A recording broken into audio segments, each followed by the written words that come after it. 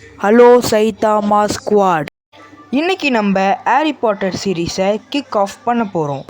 இந்த சீரீஸில் நம்ம ஹாரி பாட்டரில் இருக்க 8 படத்தையும் ரிவ்யூ பண்ணிவிட்டு அதுக்கடுத்து எனக்கு ஏதாவது தோணுச்சுன்னா அதை பற்றி நான் பேசுவேன்.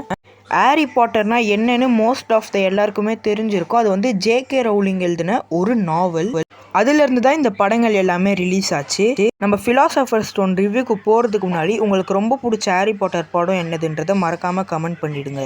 ஃபர்ஸ்ட் ஆஃப் ஆல் வந்து இந்த படமே வந்து ஒரு டிஃப்ரெண்ட்டான ஒரு படம். ஏன்னா இந்த படத்துக்கு வந்து 2 பேர் இருக்குது.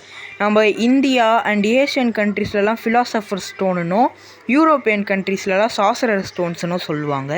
8 படங்கள்லையுமே இதில் தான் வந்து இருக்கிறதுலே ஒரு சிம்பிளான ஸ்டோரி. இந்த கதையில் இருக்க ஃபிலாசபர் ஸ்டோனை வந்து வோல்டமோர்ட் சீக் பண்ணுவான். வோல்டமோர்ட் தான் இந்த கதையோட மெயின் வில்லன். அவன்கிட்டேருந்து ஹாரி ஃபிலாசபர் ஸ்டோனை காப்பாற்றுறானா அப்படின்றது தான் மெயின் கதை. பட் ஆனால் அதுக்கு முன்னாடி வந்து குவிடிச் மேட்சாக இருக்கட்டும், அவன் எப்படி ஹாக்வர்ட்ஸ்குள்ளே போகிறான், அவனை வந்து விசார்டுன்னு அவன் கண்டுபிடிச்சதுக்கப்புறம் என்ன பண்ணுறான், ஃபஸ்ட்டு ஜூ சீன் ஒன்று வரும். அவன் பார்சல் டங்குன்னு நமக்கு தெரிகிற அந்த ஜூ சீன் வரும். அது எல்லாமே இதில் ரொம்பவே ஐகானிக்கானதுங்க.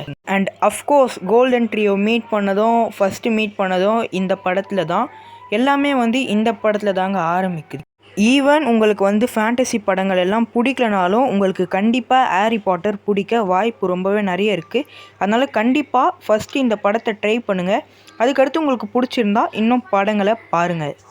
இதுக்கப்புறம் இந்த மாதிரி இன்னும் நிறைய வீடியோ பார்க்குறதுக்கு சப்ஸ்கிரைப் பண்ணி அண்ட் பெல் ஐக்கானை கிளிக் பண்ணிக்கோங்க.